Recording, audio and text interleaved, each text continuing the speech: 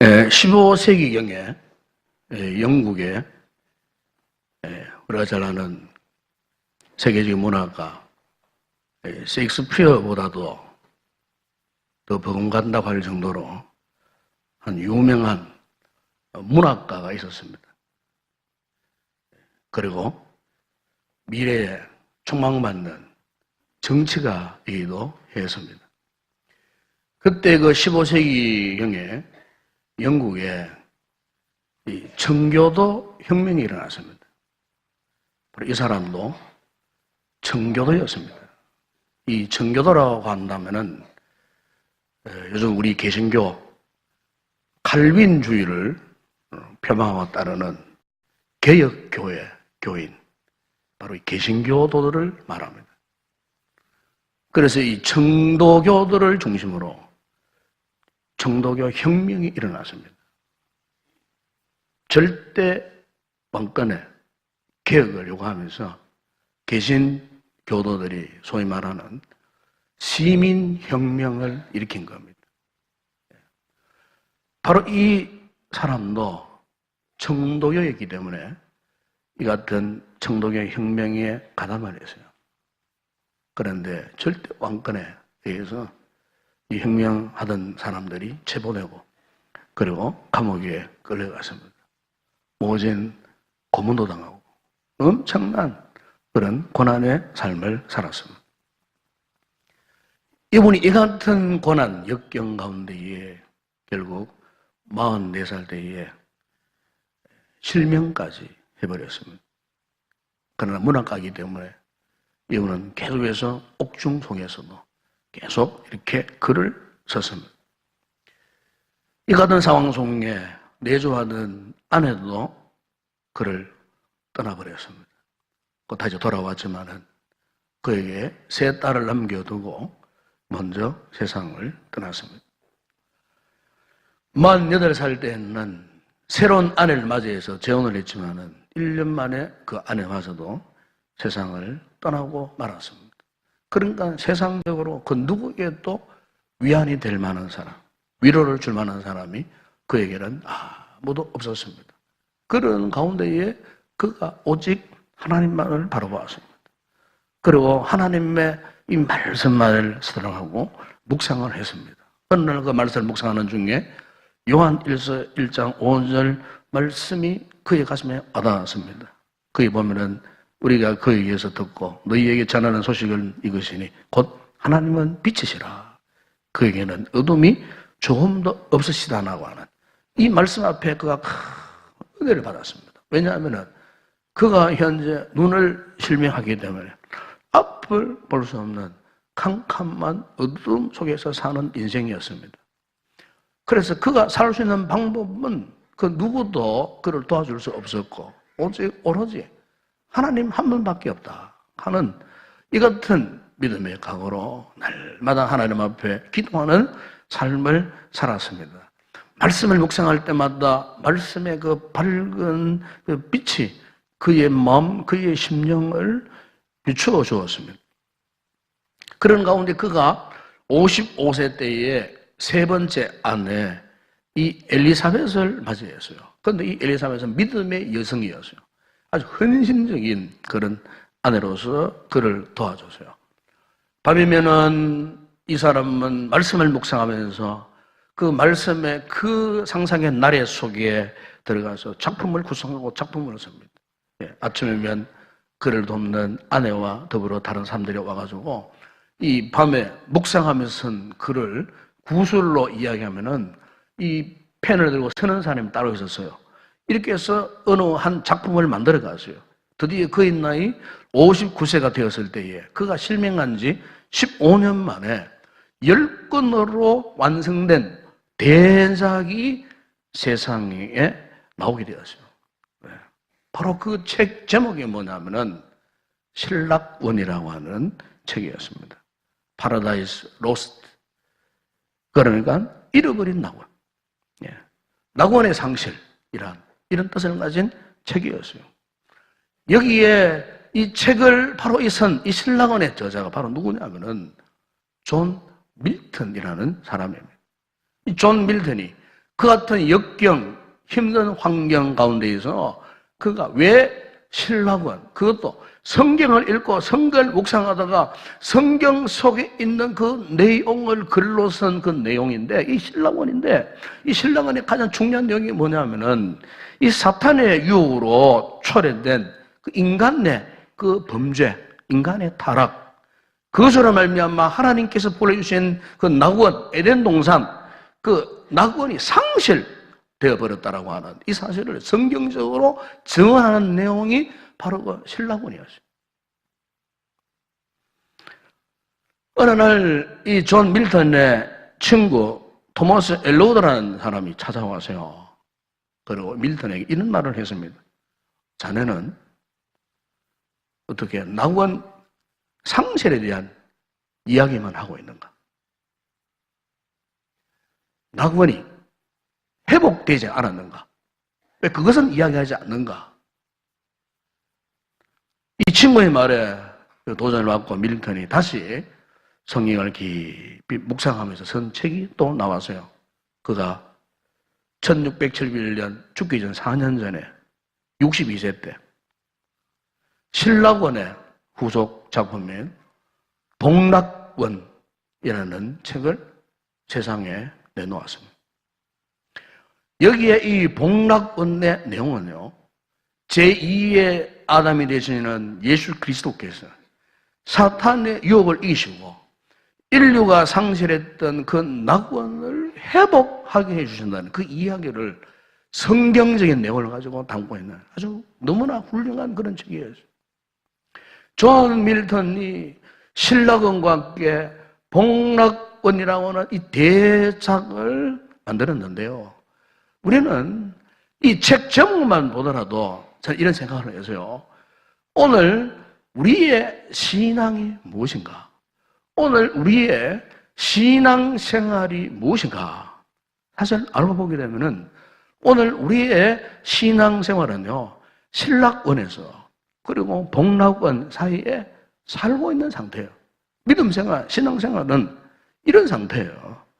그러니까 우리는 인간으로서 하나님 앞에 범죄해서 그 하나님의 그 은혜와 멀어져 있었던 과거에 우리가 예수 그리스도를 몰랐을 때의 상태는 엄밀히 말하면은 신락원 상태예요. 낙원을 잃어버린 상태예요. 낙원을 상실해버린 그런 상태예요. 이런 우리를 하나님의 은혜로 우리를 불러주셨어요. 예, 복락원으로 들어갈 수 있도록. 우리가 완전한 복락원에는 들어가지 아직 못해서요. 아직 우리는 이렇게 참 회복되지 못한 이 세상, 죄와 타락의 징후가 이렇게 우리를 괴롭히는 이 같은 고통스러운 타락한 이 세상에 우리가 지금 살고 있어요.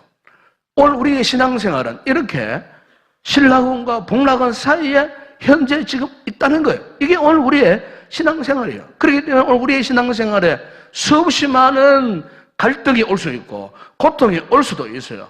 때로는 죄악의 유혹들이 올 수가 있어요. 그런데 여러분, 우리가 어떻게 하면은 이렇게 신락원에서 복락원의 위치로 회복될 수 있느냐?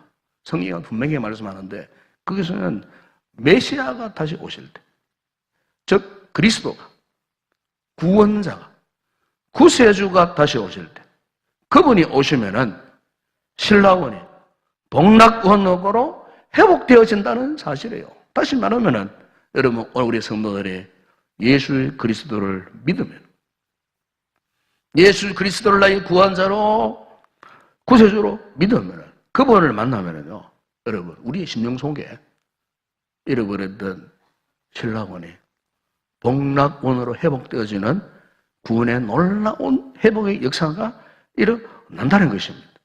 예수 그리스도를 진정으로 믿으면 여러분, 우리의 삶이 변화되어져요. 하나님의 놀라운 이 변화의 은혜를 우리가 경험할 수가 있다는 거예요. 오늘 성경을 보게 되면은 이 같은 변화에 대해서 말씀하시면서 이 말씀 이전에요, 이사야 33장 9절에 보세요. 거기 보면은 어떤 말씀이 나오냐면은 메시아를 만나기 이전에 땅을 이야기합니다. 다시 말하면 우리가 예수 그리스도를 만나기 이전의 모습이 어떤 상태였는가? 거기에 대해서요. 33장 9절에 보면은 이렇게 말씀하죠. 땅이 슬퍼하고 세잔하며 레바논은 부끄러워하고 마르며 사로는 사막과 같고 바산과 갈멜은 나뭇잎을 떨어뜨리는도다. 여러분, 예수님을 만나기 이전의 땅, 우리의 영적인 모습이 어떠하다고요? 슬퍼하고 쇠잔한 모습, 죄악으로 인한 부끄러움, 절망이 우리의 영혼을 마치 풀 한 포기 없는, 물 한 모금 없는 사막과 같이 우리의 심령, 우리의 영혼, 우리의 삶을 완전히 황폐하게 만들어 놓았다는 거예요. 예수 믿기 이전에는요, 오늘 우리 영적 삶의 우리 모습이 이렇게 절망 상태에 놓여 있었다는 거예요. 그런데 여러분, 우리가 예수 그리스도를 만남으로써 이제 어떻게 되었다고요? 오늘 보면 1절, 2절에 보세요. 광야와 메마른 땅이 기뻐하며 사막이 백합화 같이 피어 즐거워하며 무성하게 되어 기쁜 노래로 즐거워하며 레바논의 영광과 갈멜과 사론의 아름다움을 얻을 것이라. 그것들이 여호와의 영광 곧 우리 하나님의 아름다움을 보려로다. 여러분 보십시오. 예? 예수를 믿고 나니까 슬퍼하던 땅이 기뻐하게 될 것이고 사막의 백합화가 피어나는 땅으로 변화될 것이고 부끄러워하고 메말랐던 땅이 아름다움과 영광의 땅으로 회복되었다는 것입니다. 이 같은 놀라운 회복의 축복을 7절에서 읽지 않았지만 그게 말씀하고 있지 않습니까? 뜨거운 사막이 변하여 못이 될 것이며 메마른 땅이 변하여 원천이 될 것이며 성냥이 눕던 곳에 풀과 갈대와 부들이 날 것이며. 여러분, 예수 그리스도를 모시고 예수 그리스도를 만난 영적인 그 영혼의 심령의 상태가 이렇다는 거예요. 여러분, 요즘 우리 시대에 실제로 여러 가지 많은 위기들을 경험하는 것 가운데 하나가 뭔 줄 아십니까? 다른 많은 위기들이 많지만은 가장 우리의 생존과 직결된 위기가 또 하나가 있어요. 그게 뭐냐면은 생태계의 위기입니다. 생태계의 위기. 이게 지금 오늘 21세기에 살고 있는 인류의 최대의 생존의 문제는 단계 아니에요. 이 생태계의 문제예요. 생태계가 지금 엄청난 파괴가 되어지고 있고 이제 인력으로 감당할 수 없는 수준이라 그래요. 인류 감당할 수 없는. 당연히 우리나라만 하더라도 지금 보십시오. 우리나라가 물 부족 국가로 올라가 있습니다. 유엔에. 실감이 안 나죠? 왜? 꼭지 틀면은 바로 물이 쏟아지는 무슨 물 부족 국가냐? 물론 우리나라는 그래도 물 관리를 세계적으로 잘 하는 나라 가운데 하나예요. 몇 해 전에 우리 자녀들과 함께 캄보디아에 갔더니만은 캄보디아는 낮 1시, 12시 사이가 되면은 열대성 그 비를 스콜이라고 하잖아요. 스콜이 쏟아집니다. 매일 한 차례. 쏟아지는데요. 차를 타고 가는데요. 1m 앞을 볼 수가 없어요. 스콜이 쏟아지는데 그냥 막 수증기와 함께 엄청난 비가 쏟아져요. 그런데 그 비가 그치지 말다 빗물이 간 곳이 없어요. 땅 밑으로 그냥 다 스며들어가 버리는 거예요. 그래서 그 나라는 매일처럼 비가 그렇게 쏟아져도요, 물이 부족한 국가예요. 오죽했으면 각 처마마다 엄청난 항아리. 옛날 우리나라도 못 살 때 그랬잖아요. 60년대. 보면은 처마 밑에다가 항아리를 갖다 놓고 비 오면 빗물을 담아다가 세수하고 빨래하고 다 했잖아요. 똑같아요. 그 나라 가니까 그런 큰 항아리들을 줄비하게 쭉 서 있는데 한번 열어봤어요. 열어보니까 막 그 완전히 흙탕물 푸연 물에다가 벌레들이 막 들어가 있고, 근데 그걸 가지고 밥을 해 먹고 빨래하고 산다는 거예요. 그래서 우리 교회가 몇 해 전에 몇 개 지역에 이 우물 펌프를 설치해 줬는데 얼마나 좋아하는지 모르겠어요.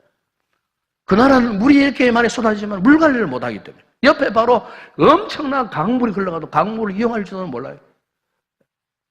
여러분, 근데 우리나라가요, 지금 물이 부족한 나라가 되어버렸어요.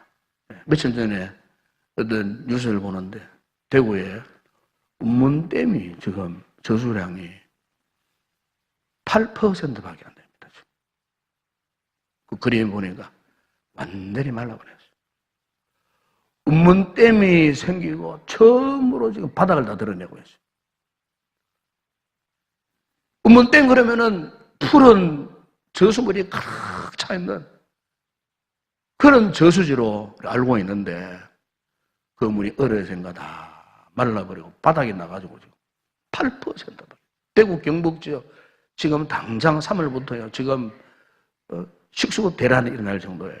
울산 쪽, 경남 쪽 다 그래요. 경상도 지역, 뭐 전라도도 그렇고 지금 우리나라가 전국적으로 이렇게 물이 부족한 이런 상태에 지금 직면해 있습니다. 위기 속에 있습니다, 지금. 예, 이것은 우리나라 이야기만 안 해요. 전 세계적으로 지금 생태계가 깨어지고 환경이 지금 엘니뇨 현상으로 막 뒤죽박죽 혼란이 일어남으로써 극지방에 그 만년설이 막 녹아내리고 빙하가 지금 점점 사라지고 지금 전 세계적으로 지금 이 지구가요 지금 황폐하게 메말라가고 있다는 거예요. 여러분, 이런 현상들이 단순히 자연 현상일까요? 왜 이런 현상들이 나는가? 그 말이에요. 여러분, 그 원인은요, 인간의 탐욕 때문에 그렇게 된 겁니다. 탐욕 때문에. 인간의 탐욕 때문에 무분별한 개발로 환경을 오염시키고 파괴하고 인간의 욕심 때문에 땅들이 지금 병들어가고 있는 거예요. 만약에 우리에 살고 있는 이 자연환경이 파괴되어 보세요. 우리의 삶에 무슨 희망이 있겠습니까? 돈으로 될 수 있을까요? 안 돼요. 환경 자체가 파괴되어 버리는데, 사라져 버리는데, 여러분, 그야말로 오늘 성경에 말씀하고 있는 죄악으로 오염된 이 땅이 슬픔의 땅이 될 것이고, 죄사는 부끄러운 땅으로 전락해 버릴 것이라고 성경은 그렇게 지금 예언하고 있는 거예요. 그런데 만약 이것보다 심각한 것은 오늘 우리의 영적인 모습이 만약 이런 상태라면 어떻게 되겠습니까, 여러분? 예수를 믿는 것 같은데도 아직 심정에 뭔지 모르는 부끄러움과 초한 것이 남아 있어요. 우리 속에 온갖 연약함과 상처로 럭져 있어요. 나는 예수를 믿는 것 같은데 아직도 사망의 그늘과 타락의 물결에서 온전히 벗어나지 못한 채 세속적으로 물들어 있고 내가 그 같은 세속의 죄악 가운데 갇혀 있어요. 예수를 믿는 것 같은데, 예배 자리에 나오는 것 같은데, 은혜를 받는 것 같은데, 나는 신앙이 좋은 것 같은데 영적으로 아직 내가 이런 상태에 눈물이 있다 그 말이에요. 여러분, 이 같은 사실, 우리의 모습, 우리 교회의 모습, 교회들의 모습이, 우리 이 말씀 앞에 오늘 우리의 모습을 한번 정말 심각하게 한번 점검해 보았으면 좋겠습니다. 나는 과연 지금 어떤 모습으로 믿음 생활을 하고 있는가, 신앙 생활을 하고 있는가?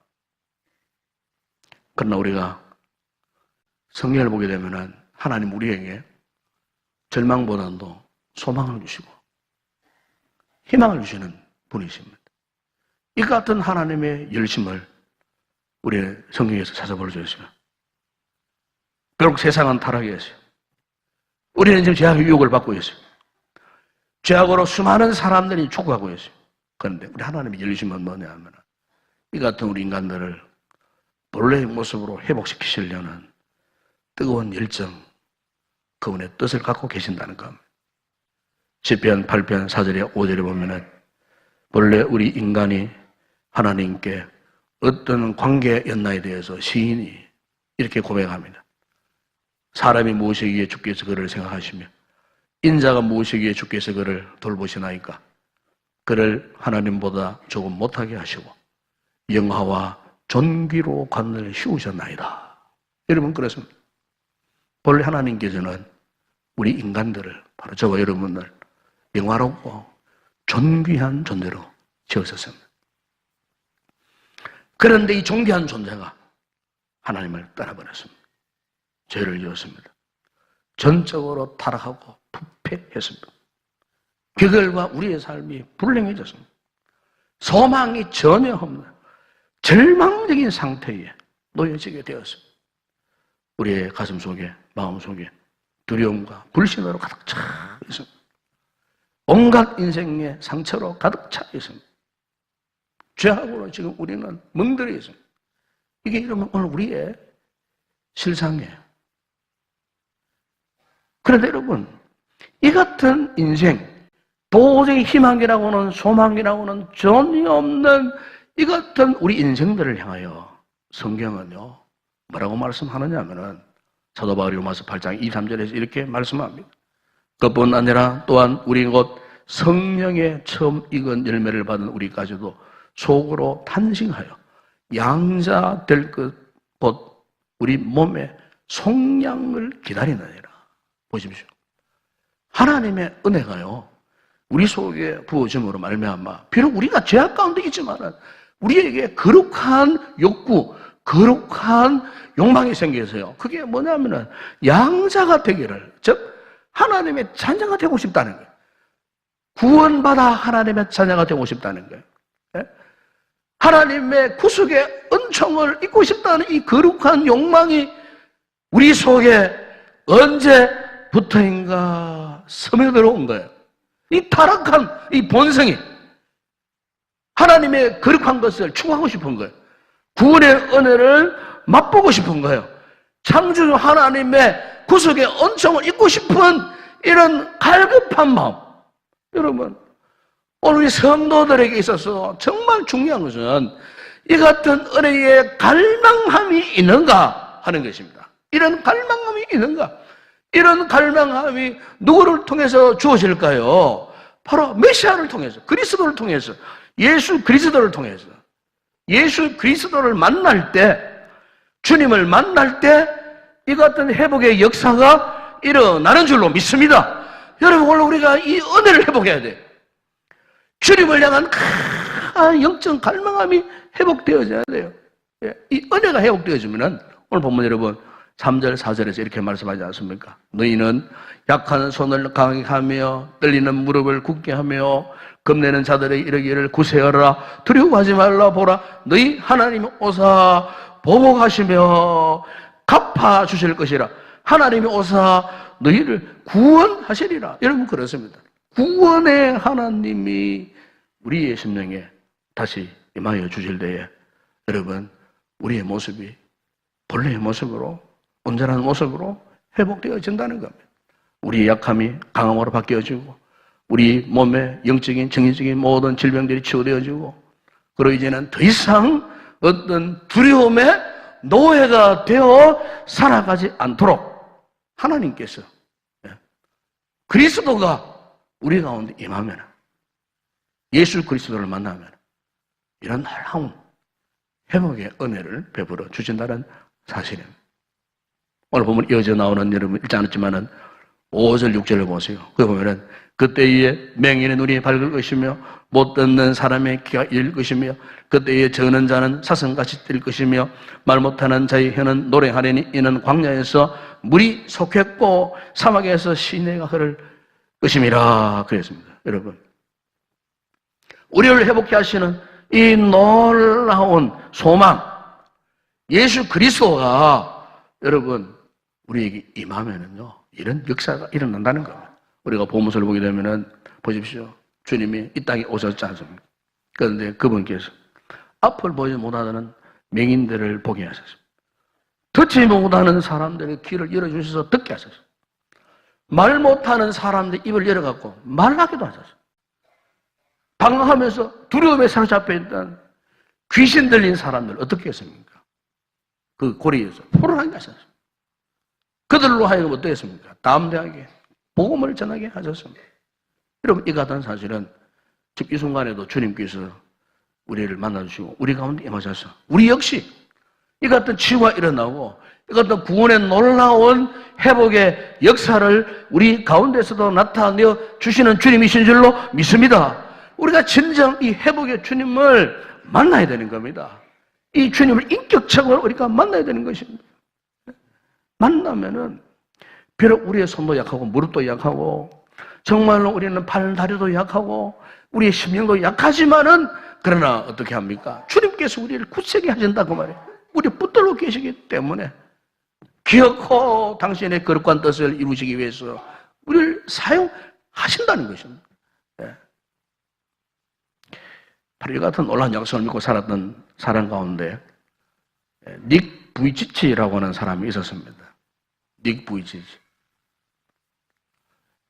이분은 1982년에 호주 멜버른에서 목사의 가정에서 태어났어요. 목사의 가정에. 그 목사의 가정의 첫 아들로 태어났어요. 목사님이 목회하는데 하나님께 아들을 주셨는데 팔다리도 없고 왼쪽 그 몸뚱아리 밑에 자기 표현이 치킨본, 닭발, 닭다리 같은 다리만 있다. 그런데 교인들이 충격받은 거예요.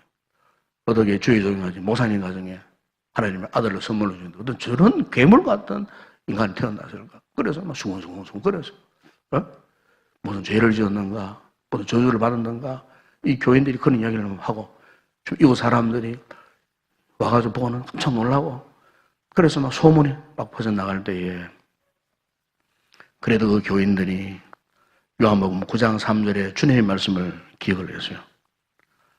목사님의 아들 가운데 이런 아들이 태어난 것은 자기의 부모의 죄 때문이 아니고 하나님이 하신 일을 나타내고자 하심일 것이다. 그렇게 믿고 그때부터 닉 부이주치를 위해서 교인들이 위해서 기도했답니다. 하나님의 뜻이 이루어지기를 원합니다. 하나님의 뜻을 나타내요. 그래서 이 닉 부이치치가 이런 중보기도 속에서요 잘 자라났어요. 그래서 그의 책에 보게 되면은 닉 부이치치가 이런 고백을 합니다. 자신에게 비록 팔, 다리가 없지만 몸의 다른 기능이 정상인 것을 하나님께 감사합니다. 몸뚱이 밑 왼쪽에 붙은 작은 뼈, 닭발 같은 작은 뼈를 이용해서 그래도 기어가도록 하시고 그 다리를 이용하여 내 몸을 굴려서 내가 목적하는 곳으로 가게 하신 하나님 앞에 감사합니다. 어느 닉 부이치치가요 성경을 묵상하다가 로마서 8장 28절에 이렇게 되었어요. 우리가 알거니와 하나님을 사랑하는 자 곧 그의 뜻대로 부르심을 입은 자들에게는 모든 것이 합력하여 선을 이루느니라. 이 닉 부이치치가 이 말씀에 큰 은혜를 받고 내가 이제 더 이상 절망하지 않을 것이다. 이제는 내가 내 몸을 스스로 죽으려고 각오도 했는데 이제는 더 이상 그런 생각조차 하지 아니하리라. 이제는 온전히 하나님의 영광을 위해서 이 부족한 몸뚱아리지만 하나님 앞에 영광을 돌리며 살 것이다. 확신을 가지고 내가 적극적으로 살 것이다. 그래서 닉 부이치치가요 팔 없는 다리 없는 몸으로요 그 치킨본 닭다리 같은 자그마한 그것을 가지고 어떻게 한 줄 아십니까? 드럼도 치고요 스케이트 보드도 타고요 수영도 하고요 스쿠버 다이빙도 하고요 축구도 했어요. 축구도 하고요 골프도 치고요 컴퓨터를 아주 능숙하게 다루게 되고 심지어 치아에 낚싯줄을 입에 물고서는 적절한 시점에 풀어주고는 낚시도 하는 어깨를 움직여서 오케스트라를 지휘하기도 했다. 전 세계 수백 개 나라에 다니면서 내가 만난 하나님이 이런 분이신다. 하나님을 소개하고 간증하고 영광 돌리고 우리나라에도 수차례 왔다 갔어요. 그분이 올 때마다 청중들이 엄청난 은혜를 받아요. 감동을 받아요. 그 책에 보니까 이런 고백을 했어요. 저는 기적을 믿습니다. 그래서 아직도 정상인처럼 자유롭게 걷고 묵은 것을 들어 올리고 도구를 마음껏 활용하는 날을 하나님께서 주시리라 믿습니다. 그러나 그날을 기다리면서 저는 저에게 이미 주신 것들을 감사하며 기적을 만들고 싶습니다.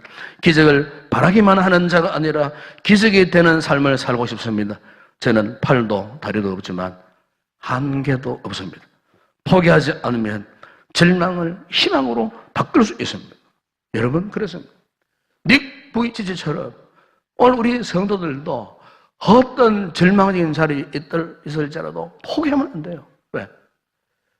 주님께 대한 확실한 믿음을 갖고 있는 성도는 포기하지 않습니다. 자기의 삶을 포기하지 않습니다. 네. 여러분, 오늘 정말 여러분들이 예수 그리스도를 나의 진정한 삶의 주인으로 인정하십니까? 믿으십니까? 그렇다면 여러분, 다시 한번 회복에 도전해 보세요. 여러분의 삶의 회복에 도전해 보세요. 영적으로 침체한 성도들이 있습니까? 다시 한번 회복에 도전해 보시리라 그 말이에요. 인정하는 손을 펴서 주님의 손을 붙들어 보십시오. 여러분의 아픈 무릎을 주께 드리고 기도의 무릎으로 한번 변화시켜 보십시오. 십자가에서 나를 위해서 죽어주셨던 그리스도의 생명을 다시 한번 갈망해 보십시오. 십자가를 바라보십시오. 그러면요, 그분께서 우리를 다시 일으켜 주시는 것입니다. 우리의 삶을 변화시켜 주시는 것입니다. 우리가 언제까지 믿으면서도 침체 상태에서 믿는 둥만은 아무런 힘도 없고 기력도 없는 그런 상태에서 우리가 예수를 믿어서 되겠습니까? 네? 회복의 주님을 만나시기 바랍니다.